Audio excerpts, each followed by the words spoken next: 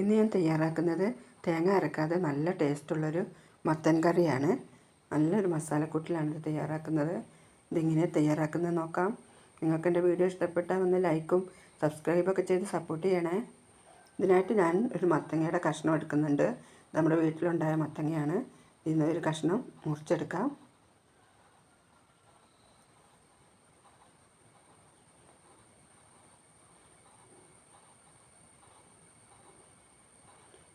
ഇതാട്ടോ എടുക്കുന്നത്. ഇതിൻ്റെ തൊലിയൊക്കെ കളഞ്ഞ് നുറുക്കി എടുത്തുകൊണ്ട് വരാം. നുറുക്കി കഴുകി എടുത്തതാണിത്. ഇനി ഇതിലേക്കൊരു 3 ചെറിയ ഉള്ളി ചേർത്ത് കൊടുക്കാം. ഒരു 2 പച്ചമുളക്, കുറച്ച് കറിവേപ്പില, ഒരു 1/4 ടീസ്പൂൺ മഞ്ഞൾപ്പൊടി, ആവശ്യത്തിനുള്ള ഉപ്പും ചേർത്ത് കൊടുക്കാം. ഇനി മത്തൻ്റെ പകുതിയിൽ വെള്ളം ഒഴിച്ചു കൊടുക്കാം. ഇത് പെട്ടെന്ന് വേകുന്ന മത്തനായതുകൊണ്ട് കൂടുതൽ വെള്ളം ഒഴിച്ചു കൊടുക്കേണ്ട ആവശ്യമില്ല. ഇത് നല്ലപോലെ ഇളക്കി യോജിപ്പിച്ചൊന്ന് വേവിച്ചെടുക്കണം. ഇത് വെന്ത് നല്ലപോലെ ഉടഞ്ഞു പോകുന്നു വേണ്ട, നമുക്ക് വേവിച്ചെടുക്കാം. ഇനി ഇതിലേക്കൊരു മസാല തയ്യാറാക്കാം. അതിനായിട്ട് ഞാൻ 1 ടേബിൾ സ്പൂൺ മല്ലി, ഒരു 6 മുളക്, ഉണക്കമുളക്, ഒരു 6-7 കുരുമുളക് ചേർത്ത് കൊടുക്കാം.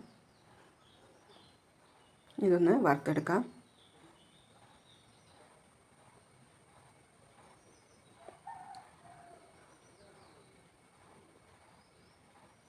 ഇതായി വരുമ്പോൾ ഇതിലേക്കൊരു 1/4 ടീസ്പൂൺ വലിയ ജീരകം, ഒരു നുള്ള് ചെറിയ ജീരകം കൂടി പോകണ്ട. ഇതൊന്നും കൂടെ വറുത്തെടുക്കാം.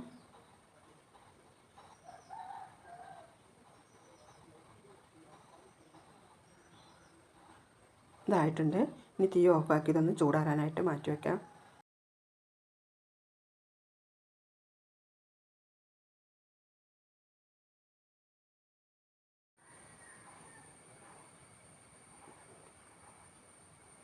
ഞാൻ മിക്സിയുടെ ജാറിലേക്ക് മാറ്റിയിട്ടുണ്ട്. ഇതൊന്ന് പൊടിച്ചെടുത്തതിന് ശേഷം കുറച്ച് വെള്ളം ഒഴിച്ചൊന്ന് അരച്ചെടുക്കണം. ഇനി ഒരു പാൻ അടുപ്പിൽ വെച്ച് അതിലേക്ക് കുറച്ച് വെളിച്ചെണ്ണ ഒഴിച്ചു കൊടുക്കാം. ഒരു 2.5 ടേബിൾ സ്പൂണോളം ഒഴിച്ചു കൊടുത്തിട്ടുണ്ട്. ഇനി അത് ചൂടായി വരുമ്പോൾ ഒരു 1/2 ടീസ്പൂൺ കടുക്, ഒരു നുള്ള് ഉലുവ, അത് പൊട്ടി വരുമ്പോൾ കുറച്ച് ചെറിയ ഉള്ളി, ഒരു 6-7 ചെറിയ ഉള്ളി ചേർത്ത് കൊടുക്കണം. അതൊന്ന് മൂത്ത് വരട്ടെ.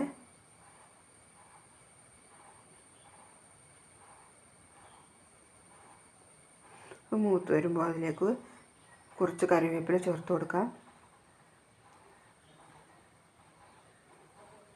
നല്ലപോലെ ഒന്ന് മൂത്ത് വരട്ടെ. മൂത്ത് വന്നിട്ടുണ്ട്. ഇനി ഇതിലേക്കൊരു 1/4 ടീസ്പൂൺ മുളക് പൊടി ചേർത്ത് കൊടുക്കാം. എരിവ് കൂടുതൽ വേണമെന്നുണ്ടെങ്കിൽ ചേർത്താൽ മതി, അല്ലെങ്കിൽ അരച്ചതിൽ തന്നെ എരിവുണ്ടാവും. ഇനി നമ്മൾ അരച്ച് വെച്ചിട്ടുള്ള ഈ അരപ്പ് ഇതിലേക്ക് ചേർത്ത് കൊടുക്കാം.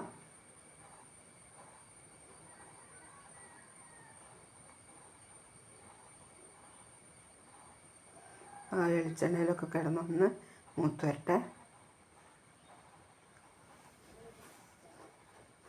ഇതിലേക്ക് ഞാൻ കുറച്ച് പുളി വെള്ളത്തിലിട്ട് വെച്ചിരുന്നു, വാളംപുളി, അത് ഇതിലേക്ക് ചേർത്ത് കൊടുക്കണം. കുറഞ്ഞ പുളി മതി, പുളി കൂടി പോകരുത്.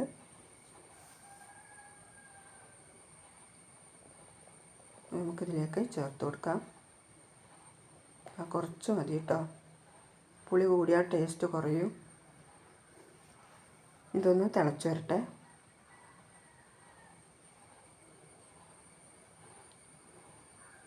തിളച്ച് വന്നിട്ടുണ്ട്. ഇനി തീ ഓഫാക്കി നമുക്ക് നമ്മുടെ മത്തൻ വെന്തോ നോക്കാം. മത്തൻ ഞാൻ ഇടയ്ക്കൊക്കെ ഇളക്കി കൊടുത്തിരുന്നു കേട്ടോ.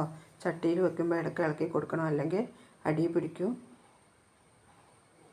ഇത് പെട്ടെന്ന് തന്നെ വെന്ത് കിട്ടി കേട്ടോ. നല്ലപോലെ ഉടച്ചെടുക്കുകയൊന്നും വേണ്ട. നമ്മൾ എടുത്ത് വെച്ചിട്ടുള്ള മസാല ഇതിലേക്ക് ചേർത്ത് കൊടുക്കാം.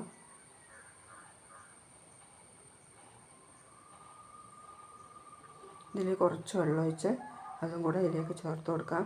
നിങ്ങൾക്ക് കൂടുതൽ വെള്ളം വേണമെന്നുണ്ടെങ്കിൽ കുറച്ച് വെള്ളം പുറമേ നിന്ന് എടുത്തിട്ട് ഇതിലേക്ക് ഒഴിച്ചു കൊടുത്താലും മതി. ഞാൻ ഈ മത്തനിലെ ചാറ് തന്നെയാണ് ഇതിലേക്ക് ഒഴിച്ചു കൊടുത്തിട്ടുള്ളത്. ഇത് നല്ലപോലെ ഇളക്കി യോജിപ്പിച്ച് കൊടുക്കണം.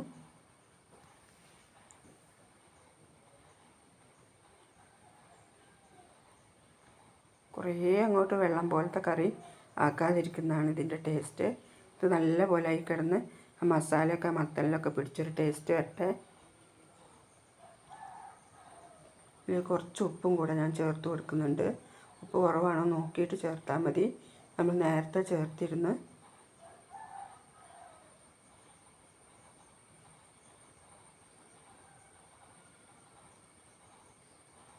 നല്ലപോലെ മസാലയൊക്കെ പിടിച്ചു വന്നിട്ടുണ്ട്.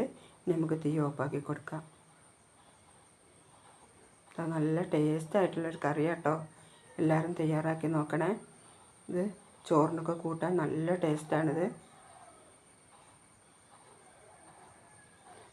കറി ഇഷ്ടപ്പെട്ടാൽ ഒന്ന് ലൈക്ക് ചെയ്ത് ഒന്ന് കമൻറ്റൊക്കെ ചെയ്യണേ.